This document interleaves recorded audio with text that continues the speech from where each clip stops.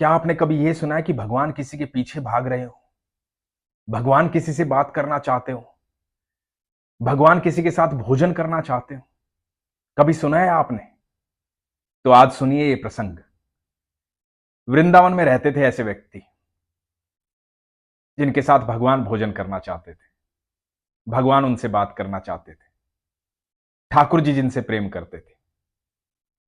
हरे कृष्ण दोस्तों, मैं हूं अनुज शर्मा। वृंदावन में एक गुरु जी थे। बहुत सारे लोग उनके पास आते थे प्रसंग सुनने, ठाकुर जी के, ठाकुर जी की बातें सुनने। उनके बहुत सारे शिष्य थे। वो भी अपने गुरु जी से शिक्षा लेते थे, ठाकुर जी के प्रसंग सुनते थे। उन्हीं शिष्यों में एक शिष्य था जिसको मजाक में लोग भोंदू बोलते थे। भोंदू इसलिए बोलते थे, बड़ा सरल था, सहज था, इतनी बुद्धि नहीं लगाता था चीजों में, जो मन में आता था बोल देता था। वो आश्रम की गैया चराता था, तो वो भी प्रसंग सुन रहा था। तो एक प्रसंग में गुरुजी बता रहे थे कि भांडिर वन में ठाकुर जी आते हैं अपनी गैया चराने के लिए। पीले वस्त्र पहन के, मोर मुकुटधारी, हाथ में बंसी। अद्भुत लगते हैं ठाकुर जी जब आते हैं, गैया चराते हैं। ठाकुर जी जैसा निराला कोई भी नहीं। उनका रूप देख करके आदमी पागल हो जाए। अद्भुत है ठाकुर जी। घुंघराले बाल हैं उनके, चेहरे पर इतना तेज है मानो सैकड़ों सूर्य चमक रहे हैं। ऐसे लगते हैं ठाकुर जी। ये बात भोंदू भी सुन रहा था, और भोंदू को लगता था कि जो बात गुरुजी करते हैं वो बात सत्य है, सच है, ऐसा ही होता है। भोंदू को यह नहीं पता था कि यह बात बहुत पुरानी बता रहे हैं गुरुजी, पहले की बात बता रहे हैं। भोंदू को लगा कि भांडिर वन में आज भी आते हैं ठाकुर जी। तो भोंदू के मन में आया, मैं तो गैया चराने रोज जाता हूं, लेकिन भांडिर वन में ठाकुर जी तो नहीं आते। पर कल जाऊंगा तो ध्यान रखूंगा इस बात का। वन इतना बड़ा है, ढूंढना पड़ेगा, मुझे भी देखना है ठाकुर जी को। गुरुजी बताते हैं इतने सुंदर है वो, इतनी बढ़िया बंसी बजाते हैं, तो मुझे भी मिलना है उनसे। तो अगले दिन भोंदू गया गैया चराने भांडिर वन, और ढूंढने लगा ठाकुर जी को। अपनी गैया चराने लगा और इधर उधर देखने लगा, कहीं से आते दिखाई दे जाए, किसी पेड़ पे बैठे हों। उनकी गैया देखने लगा, कहीं तो मिलेंगे। ठाकुर जी कहां मिलते। अगला दिन आया, उससे अगला दिन आया।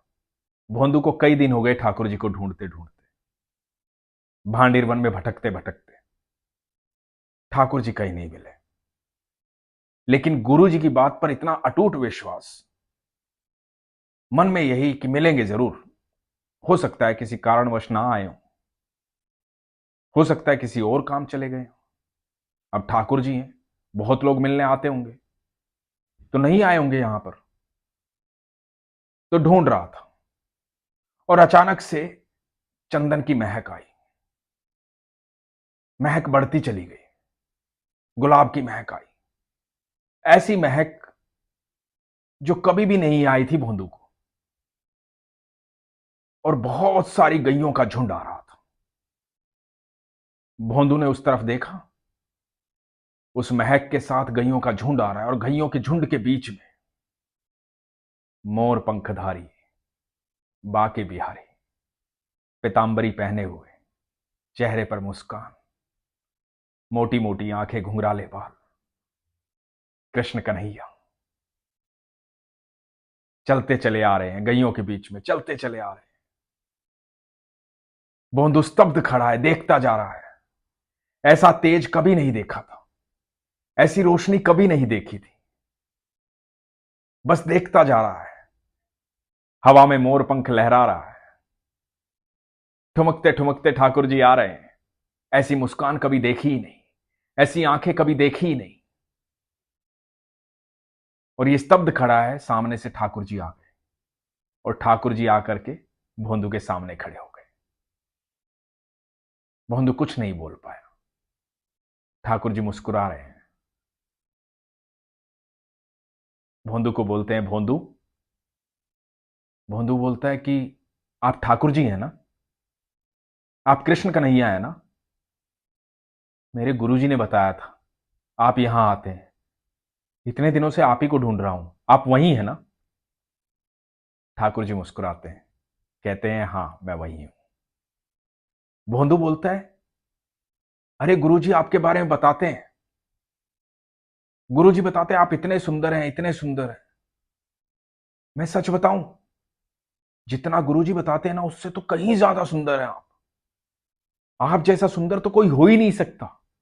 मैं तो बस देखता ही रह गया आपको, आप कितने खूबसूरत हैं, आपको कोई देखे तो देखता ही रह जाए। मैं तो बस देखता ही रह गया। तो ठाकुर जी बोले, भोंदू बातें बहुत हो गई, भूख बहुत जोर की लगी है, कुछ खाने को है तेरे पास? अब भोंदू हड़बड़ाया, बोला हाँ है, खाने को है। अब भोंदू बेचारा अपनी 4 रोटी लेकर जाता था, थोड़ी सी सब्जी खोली ठाकुर जी के सामने। ठाकुर जी को बोला कि ये लीजिए। ठाकुर जी ने सब्जी रोटी खाई और ठाकुर जी बोले, और कुछ है? भोंदू बोला, नहीं ठाकुर जी, बस ये 4 रोटियां थी मेरे पास। तो बोले कि कल फिर आएगा तो मेरे लिए अच्छे से भोजन लेकर आना, भूख बहुत लगती है मुझे, तो खाना लेकर आना। भोंदू बड़ा प्रसन्न हुआ, खुश हुआ, मन में बस यही सोच रहा था, मेरे गुरुजी की बात सच्ची थी। मैं ही मन में ऐसे ख्याल ला रहा था कि हो सकता है अब ना आते हो सकता है कहीं चले गए हो, पर ठाकुर जी तो आते हैं। अब भोंदू आश्रम चला गया। भोंदू ने यह बात किसी को नहीं बताई। भोंदू अगले दिन सुबह जब आ रहा था तो रसोइये से बोला कि थोड़ा भोजन ज्यादा बांध देना। रसोइये को लगा कि भूख लग जाती होगी, सारा दिन धूप में गैया चराता है, भोजन ज्यादा बांध दिया। पहुंचा, ठाकुर जी आए, ठाकुर जी के पास बैठा, खाना खाया, बहुत सारी बातें की, बताया कि मैं गैया चराता हूं, आश्रम में रहता हूं, मेरे गुरुजी ऐसे हैं। अब ठाकुर जी भी अपनी बातें बता रहे थे, मित्रता बढ़ती जा रही थी। ठाकुर जी बोले, कल खाने में कुछ और लेकर आना। अगले दिन भोंदू फिर गया। ऐसा करते करते कई दिन बीत गए। भोंदू खाना लेकर जाता, ठाकुर जी रोज खाना खाते।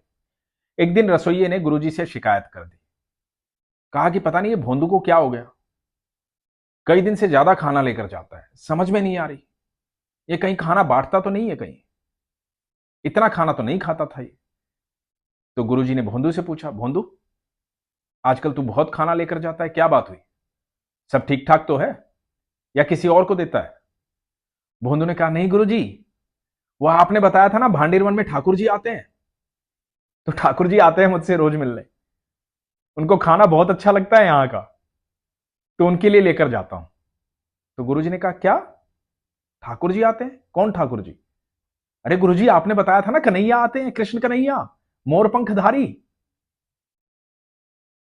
गुरुजी बोले, कैसी बात कर रहा है, कौन आता है वहां? बोला, अरे गुरुजी मैं वही बता रहा हूं जो आप कह रहे थे, ठाकुर जी आते हैं, रोज मेरे साथ खाना खाते हैं। तो गुरुजी को लगा कि कोई बच्चा आता होगा ठाकुर जी जैसे कपड़े पहन के, मोर पंख लगा करके। अब भोंदू तो भोंदू ऐसे लगा होगा ठाकुर जी आते हैं। तो बोले कि ठीक है, तेरे ठाकुर को कल लेकर आ आश्रम। तो भोंदू बोला कि ठीक है गुरुजी, मैं ही लेकर आऊं? बोले, अरे हाँ तू ही लेकर आ, तू ही मिलता है ना। तो भोंदू तो इस बात से खुश था कि इसके गुरुजी ने उसे आदेश दिया कि तू ठाकुर जी को लेकर आ, क्योंकि भोंदू को लगता था ठाकुर जी तो सबसे मिलते होंगे, तो शायद किसी और शिष्य को भेजेंगे, पर मुझे आज्ञा दी है तो मैं जरूर जाऊंगा। अब भोंदू पहुंचा अगले दिन भोजन लेकर के ठाकुर जी के पास। और जब ठाकुर जी भोजन करने लगे तो ठाकुर जी को बोला, ठाकुर जी सुनो, मेरे जो गुरुजी हैं ना, उन्होंने आपको बुलाया है, एक बार उनसे मिलने चलो, मैंने वादा किया है उनसे कि आपको लेकर आऊंगा। ठाकुर जी बोले, सुनो भैया, मैं तुम्हारा दोस्त हूं, तुम्हारा मित्र हूं, किसी और के लिए नहीं जाऊंगा, और तुम्हारे गुरुजी से मेरा क्या वास्ता, मेरा वास्ता तुमसे है। तुम मेरे साथ बैठो, बातें करो, खाना खाओ, जो तुम्हारा मन करता है करो, जब तुम बुलाओगे मैं आ जाऊंगा, लेकिन किसी और के लिए नहीं जाऊंगा। भोंदू बोला, नहीं नहीं ये गलत बात है, ऐसे क्यों नहीं जाओगे, और गुरुजी से वास्ता क्यों नहीं है? गुरुजी की वजह से मैं आपको जानता हूं, अरे गुरुजी ने शिक्षा दी थी, गुरुजी ने आपके बारे में बताया था, तभी तो आपको ढूंढ रहा था यहां। तो ठाकुर जी बोले, कोई बात नहीं, अब तो तुम मिल गया ना, मैं कहीं नहीं जाऊंगा। तुझे मुझसे मिलना है तो मुझसे मिल, मेरे साथ खाना खा। अब भोंदू को बड़ा बुरा लगा कि मेरे गुरुजी के बारे में ऐसा बोला। भोंदू ने ठाकुर जी के सामने से भोजन उठा लिया। भोंदू बोला, देखो खाना खाना है ना तो मेरी बात माननी पड़ेगी। अब ठाकुर जी बोले कि भैया खाना खाऊं ना खाऊं, लेकिन मैं ये बात नहीं मानूंगा। मैं तो तेरे साथ ही बैठ सकता हूं और किसी के पास नहीं जाऊंगा। भोंदू बोला कि ठीक है, कोई बात नहीं, ना मैं आज के बाद खाना लाऊंगा, ना मैं आपसे मिलूंगा, और मुझे आपसे मिलना भी नहीं है। आज के बाद आना भी मत मेरे पास, मैं जा रहा हूं। अरे आप समझ ही नहीं रहे, जिन गुरुजी की वजह से मैं आपको जानता हूं, आप उनसे मिलने के लिए मना कर रहे हो। आप कह रहे हो कि उनसे वास्ता क्या है। ये बहुत गलत बात है। आप मेरे गुरुजी से नहीं मिलोगे। अरे गुरुजी ने सब कुछ सिखाया है, गुरुजी ने आपके बारे में बताया है, तो आप समझ ही नहीं रहे हो। तो ठीक है, आप नहीं समझ रहे हो तो मैं क्यों समझू। आज के बाद आपका मेरा वास्ता भी खत्म। ठाकुर जी देख रहे हैं। भोंदू ने अपना सामान लपेटा और जाने लगा। ठाकुर जी को यह बात बर्दाश्त नहीं हुई। इतने सरल और इतने सीधे भक्त से ठाकुर जी क्यों नहीं मिलना चाहेंगे। हमें तो अंदाजा भी नहीं है कि ठाकुर जी हमसे कितना प्यार करते हैं। ठाकुर जी भोंदू की सरलता पर मुस्कुरा रहे थे। भोंदू बढ़ता जा रहा था। भोंदू को आवाज दी, भोंदू रुको। हम भोंदू रुकने को तैयार नहीं। ठाकुर जी पीछे पीछे, भोंदू आगे आगे। ठाकुर जी जितना तेज आवाज दें, भोंदू उतना तेज आगे बढ़े। तो ठाकुर जी ने भाग करके भोंदू को पकड़ लिया और भोंदू की पीठ पर बैठ गए। बोला, अरे नाराज क्यों होते हो, चलो जहां चलना है। अब भोंदू की पीठ पर बैठ करके ठाकुर जी भोंदू के साथ चल पड़े गुरुजी के आश्रम की तरफ। इधर गुरुजी बैठे हुए हैं और गुरुजी देख रहे हैं कि बहुत सारी गैयां आ रही हैं, बहुत सारी गैयां आ रही है। इतनी गैयां कभी वृंदावन में देखी ही नहीं थी। छोटी छोटी बछियां आ रही हैं, वही चंदन और गुलाब की महक आ रही है, और उनके बीच में आ रहे हैं भोंदू की पीठ पर बैठे हुए ठाकुर जी। ये दृश्य देख करके गुरुजी ऐसे के ऐसे ही रह गए। अपनी आंखों पर विश्वास नहीं हुआ। आंखें मलने लगे कि ये क्या देख रहा हूं मैं, ये कैसे हो सकता है, ये संभव है ही नहीं। वही तेज, वही प्रकाश जो आज तक सिर्फ किताबों में पढ़ा था, ग्रंथों में पढ़ा था, साहित्यों में पढ़ा था, गुरुओं से सुना था, कभी देखा नहीं था, आज सामने दिख रहा था। भोंदू की पीठ पर बैठे हुए बाके बिहारी, कृष्ण कन्हैया, मोर मुकुटधारी।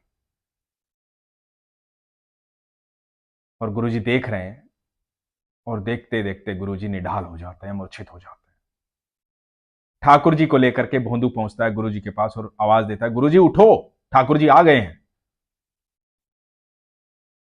गुरुजी को उठाता है। सामने ठाकुर जी को गुरुजी देख रहे हैं, भोंदू को देख रहे हैं, आंखों पर विश्वास नहीं हो रहा है। ठाकुर जी मुस्कुरा रहे हैं और गुरुजी ने सबसे पहले भोंदू के चरण स्पर्श किए, ठाकुर जी के चरण बाद में स्पर्श किए। गुरुजी ने कहा कि तेरे जैसा सच्चा, सरल, तेरे जैसा प्यारा कोई हो ही नहीं सकता। मैं भी नहीं, कोई भी नहीं। पूरे ब्रह्मांड का मालिक, तीनों लोकों का मालिक तेरी पीठ पर बैठा है। धन्य है तू भोंदू। ठाकुर जी को धन्यवाद किया। ठाकुर जी मुस्कुराए और अंतर्ध्यान हो गए। तो एक शिष्य ने गुरु को ठाकुर जी के दर्शन करवाए।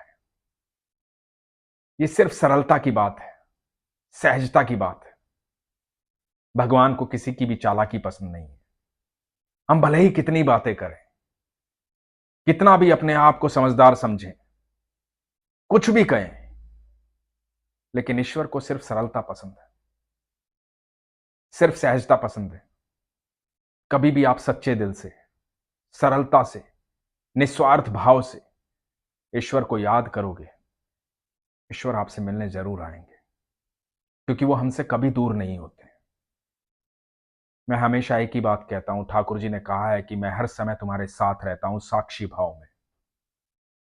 जब पुकारोगे तुम्हारे समक्ष आ जाऊंगा, क्योंकि जितना प्रेम हम ठाकुर से करते हैं उससे कहीं ज्यादा प्रेम ठाकुर हमसे करते हैं। पर विश्वास होना चाहिए।